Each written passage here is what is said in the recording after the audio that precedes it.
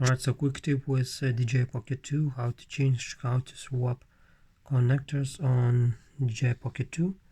Alright, so I want to swap with this controller. Just push with your thumb to the left side.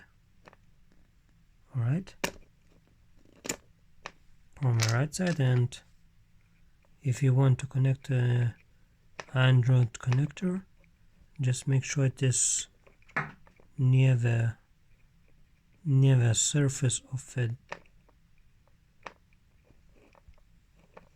plastic and push with the thumb to the right side from the left side.